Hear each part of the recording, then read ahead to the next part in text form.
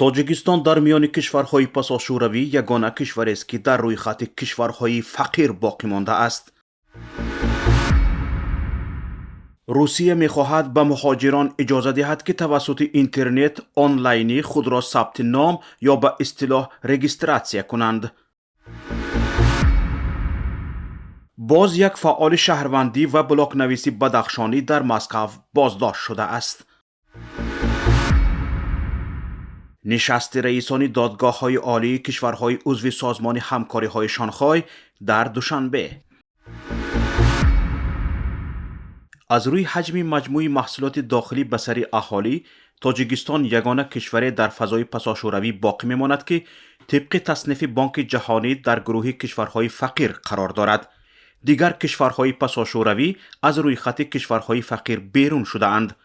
бо ин нишондод тоҷикистон фақиртарин кишвар дар миқёси иттиҳоди давлатҳои мустақил ва аз фақиртаринҳо дар ҷаҳон боқӣ мондааст. тибқи гузориши Бонки ҷаҳонӣ дар тоҷикистон як идда сарватмандон боз ҳам пулдортар шуда, аммо камбағалон дар қарз зиндагӣ мекунанд. фарқияти даромади тоҷикистон ба далели пандемия ба таври қобили мулоҳиза афзоиш ёфтааст.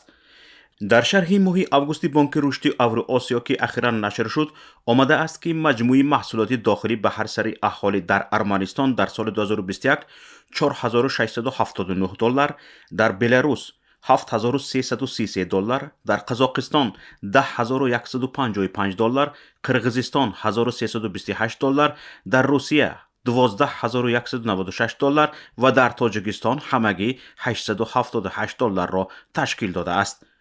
маҷмӯи маҳсулоти дохилӣ нишондиҳандаи арзиши умумии бозории молҳо ва хидматрасониҳои дар як кишвари мушаххас дар як сол мебошад.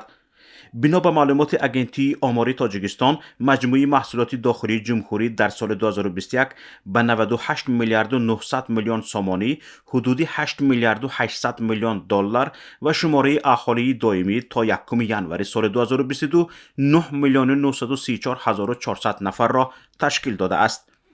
дар сохтори маҷмӯи маҳсулоти дохилии Тоҷикистон дар соли гузашта 24.1% кишоварзӣ, 18.2% саноат, 14.3% савдо, 8.1% сохтмон, 8.1% нақлиёт ва дигар соҳаҳо ва бахшҳои иқтисоди кишвар саҳм доранд. вазорати корҳои дохилии Русия ба қонун дар бораи ба қайдгирии муҳоҷирати шаҳрвандони хориҷӣ ва шахсони бешаҳрванд дар Федератсияи Русия ислоҳотро таҳия мекунад.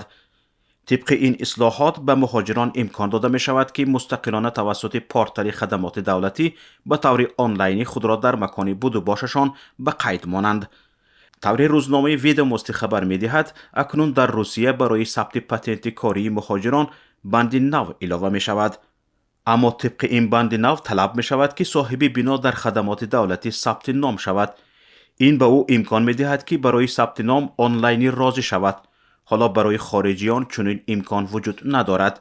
صاحبان بناهای استقامتی اکثر وقت به خاطر سرفهم نرفتنی به قیدگیری موقتی و دائمی نمیخواهند خارجیان را به قید گیرند.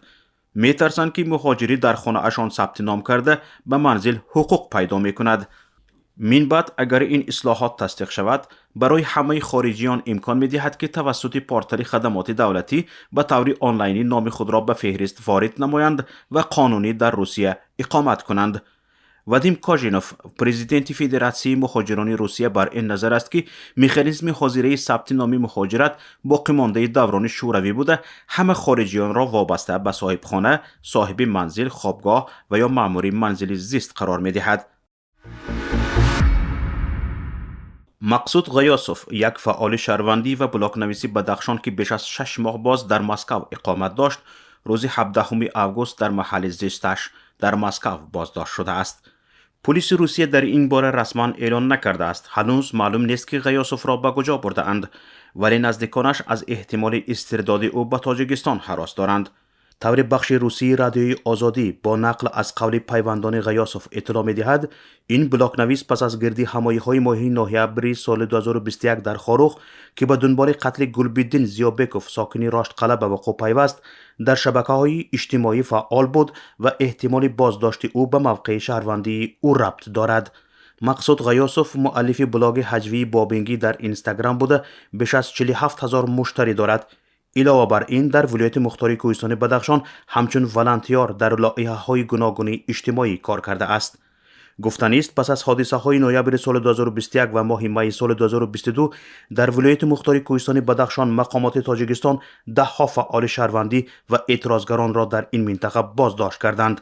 وضع در ولایت بدخشان در ماه نوامبر سال گذشته پس از کشته شدن گلبدین زیابکوف یک ساکن رشتقله در نتیجه عملیات نیروهای امنیتی متشنج شد. بعد این ساکنان خشمگین ناحیه‌های کوهسار به گردی همایی‌ها برآمدند که در رفت آن 2 کس هلاک و 17 نفر زخمی شدند. روز 16 می در خاروغ نیز اعتراضها علیه بی‌جزا ماندن مسئولان مرگ گلبدین زیابکوف شروع شدند. در نتیجه سرکوب اعتراضها تقریباً 50 نفر کشته شدند. سازمان‌های بین المللی و کشورهای غربی از سرکوب کردن تظاهرات آسایشته اظهار نگرانی کرده از مقامات تاجیکستان دعوت کردند که به حقوق آزادی‌های بنیادی ساکنان ولایت مختار کوهستان بدخشان احترام گذارند. 17مین نشست رئیسان دادگاه‌های عالی کشورهای عضو سازمان همکاری‌های شانگهای امروز 18 آگوست در دوشنبه به کار خود شروع کرد.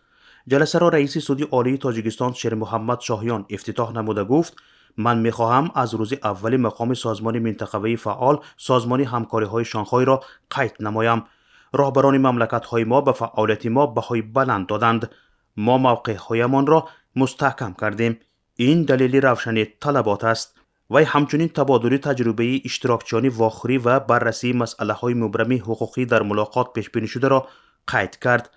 نشست رئیسان دادگاه‌های عالی کشورهای عضو سازمان همکاری‌های شانگهای در حالی است که در اکثر کشورهای عضو این سازمان خصوصا در تاجیکستان دیکتاتور حکمران بوده مرافعه‌های دادگاهی فعالان سیاسی و جامعه شهروندی پشت درهای بسته می‌گذرد. در اکثر حال شهروندان بدون اثبات گناهشان پشت پنجره زندان می‌روند. شکایت به دادگاه عالی به نتیجه انجام می‌یابد.